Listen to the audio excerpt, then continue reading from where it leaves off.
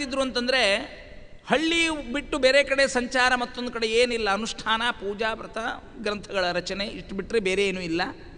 ಒಂದು ಕಡೆ ಅದೇ ಹಳ್ಳಿ ಊರಿನಲ್ಲಿ ಅಡವಿ ವಿಷ್ಣುತೀರ್ಥರು ಕೂತ್ಕೊಂಡು ಜಪ ಅನುಷ್ಠಾನ ಮಾಡೋ ಕಾಲಕ್ಕೆ ನಿತ್ಯದಲ್ಲಿ ಅಂಗಡಿಯಿಂದ ಸಾಮಾನು ತರೋದು, ದೇವರ ಅಡುಗೆ ಮಾಡೋದು, ದೇವ್ರ ಪೂಜಾ ಮಾಡೋದು, ಭಿಕ್ಷಾ ಮಾಡೋದು ಮತ್ತು ಗ್ರಂಥಗಳ ರಚನೆ ಮಾಡೋದು. ಆದರೆ ಒಂದು ದಿವಸ ಆ ಪಟ್ಟಿ ಬೆಳ್ಕೊಂಡೋಯ್ತು ಅಂಗಡಿಯಲ್ಲಿ.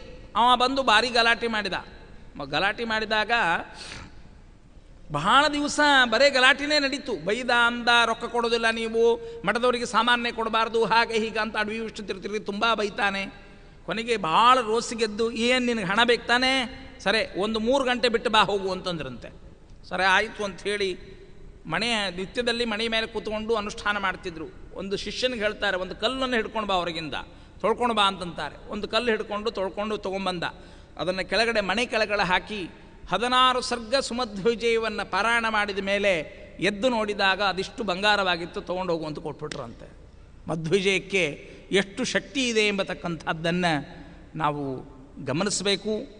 ಮಧ್ವಿಜಯ ಎಂಬತಕ್ಕಂಥದ್ದು ನಿತ್ಯದಲ್ಲಿ ಯಾರು ಪಾರಾಯಣ ಮಾಡ್ತಾರೋ ಅವರು ದೇವತೆಗಳೇ ಎಂಬುದಾಗಿ ಹೇಳೋದರಲ್ಲಿ ಸಂದೇಹ ಇಲ್ಲ. ಅಂಥ ಮಧ್ವಾಚಾರ್ಯರು ಈ ಊರಿನವರು, ಇಲ್ಲಿಯವರು, ಮಾಧ್ವರಿಗೆ ಮೂಲ ಸ್ಥಾನ ಅಂತಂತಂದರೆ ಎಷ್ಟು ಭಾಗ್ಯ ಎಂಬುದಾಗಿ ತಿಳಿಯಬೇಕು.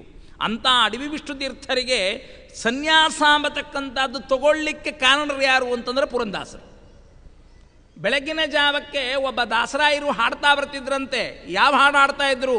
ಮಂಚ ಬಾರದು ಮಡವಿ ಬಾರಳು. ಭಾರೀ ವೈಭೋಗದಲ್ಲಿದ್ದರಂತೆ ಅಡವಿ ವಿಷ್ಣುತೀರ್ಥರು ಪೂರ್ವಾಶ್ರಮದಲ್ಲಿ. ಮಂಚ ಬಾರದು ಅಂದರೆ ಎದ್ದುಬಿಟ್ರು. ಮಡವಿ ಬಾರಳು ಹೆಂಡತಿನ ಸರಿಸಿದ್ರಂತೆ. ಕಂಚು ಕನ್ನಡಿ ಬಾರದು, ಸಂಚಿತಾರ್ಥವ ದ್ರವ್ಯ ಬಾರದು. ಹಣ, ಕಾಸು, ದುಡ್ಡು ಯಾವುದು ಹಿಂದೆ ಬರಲಿಕ್ಕೆ ಸಾಧ್ಯ ಇಲ್ಲ. ಎಲ್ಲ ಯೂಸ್ ಆ್ಯಂಡ್ ಥ್ರೋ, ಬಿಟ್ಟು ಹೋಗಲೇಬೇಕು. ಇವತ್ತೆಲ್ಲ ಇಂಜೆಕ್ಷನ್ನು, ಬ್ಲೇಡು ಎಲ್ಲ ಬಂದಾವ, ಯೂಸ್ ಆ್ಯಂಡ್ ಥ್ರೋ ಅಷ್ಟು ಮಾತ್ರ ಮಾಡ್ತಾ ಇದ್ದೀವಿ. ಆದರೆ ಇಡೀ ಜೀವನದಲ್ಲಿ ಎಲ್ಲ ವಸ್ತುಗಳು ಬಿಟ್ಟು ಹೋಗಲೇಬೇಕು. ಒಂದುಗಳನ್ನು ಇಟ್ಕೊಂಡು ನಾವು ಆನಂದ ಪಡುವಂತೆ ಇಲ್ಲ ಅಂತ ಬೇರೆ ಶಾಸ್ತ್ರ ಹೇಳ್ತದೆ. ಇದನ್ನೇ ನೀವು ಇಟ್ಟುಕೊಂಡು ಆನಂದ ಪಡ್ತೀನಿ ಅಂತಂದರೆ ಇದಲ್ಲ, ಇದರ ಹೊರತು ಬೇರೆದು ಉಂಟು. ಸೃಷ್ಟಿ ಮಾಡಿದ ಪರಮಾತ್ಮನನ್ನು ಹಿಡಿಬೇಕು, ಅವನನ್ನೇ ಬಿಟ್ಟರೆ ನಾವು ಕೆಡ್ತೀವಿ. ವಸ್ತುಗಳೆಲ್ಲ ಸೃಷ್ಟಿಯಾಗಿರೋದು ನಮಗೋಸ್ಕರ, ಇದರಿಂದ ಆನಂದ ಅಂಬತಕ್ಕಂಥ